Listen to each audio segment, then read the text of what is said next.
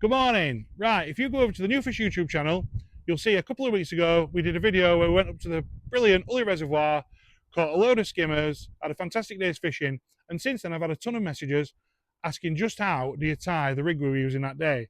So this morning I thought I'd get out in the garden, do you a quick video to show you how to tie what I think is the best free running feeder rig you can ever use. Right, so the beauty of this rig is it is so simple. You hardly need any components, which makes it really easy to tie, and more importantly, super reliable and tangle free.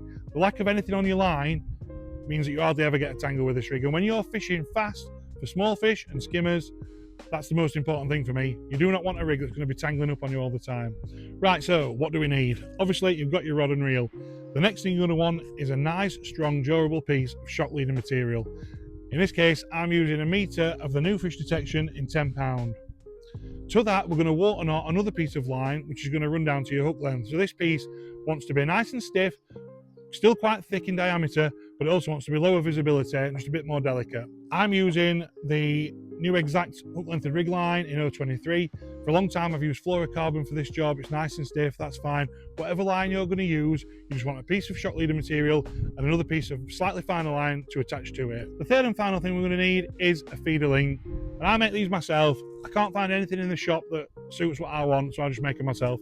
All you need is a nice piece of braid, about 0.28 in diameter. I find is really good. It's nice and strong, but it's also really supple, which is important.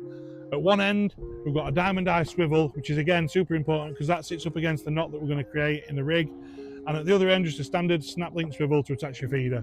I like to use a small 2-inch feeder link for skimmers, and I like to use a longer 4-inch link for roach fishing. I think the longer link just means less resistance. We don't really want the roach to feel the weight of the feeder, whereas with skimmers we do want the feeder to hook the fish a bit. So a shorter link for skimmers, a longer link for roach. Right, so actually tying the rig, and this could not be any simpler. All we're going to do is take the metre of shock leader line, we're going to take the length of hook length line and lay it up against it. So you've got the two pieces of line running parallel together. Then we're just going to form a loop at this end and tie a 5-turn water knot by just passing the tag ends through that loop 5 times.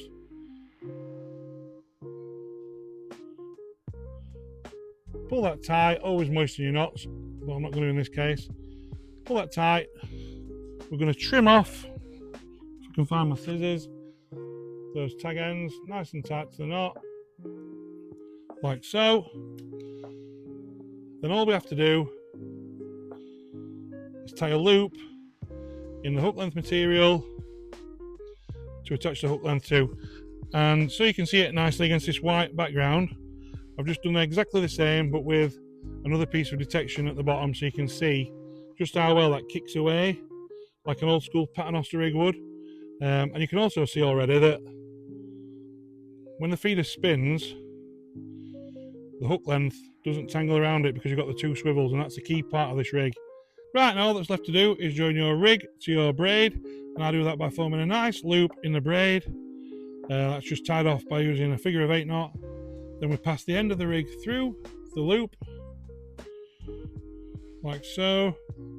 Form a loop with your finger, wrap that line around itself 6 times, and this is going to form a half blood knot by passing the tag end back through the loop you've created and pulling that tight. Obviously always moisten your knots, and that tightens up against the loop. We'll just trim that off, and that's what you're left with, a nice neat connection with the finished rig neatly attached to your main line. And that's it, job done. Couldn't be any simpler. Give it a go. If you want to see that rig in action, like I said, you can watch that on the New Fish YouTube channel. We had a brilliant day's fishing, caught loads of fish and never had one single tangle. It's such a good rig. I don't think you can find a better free running rig. So get out, give it a go, and see you on the next one.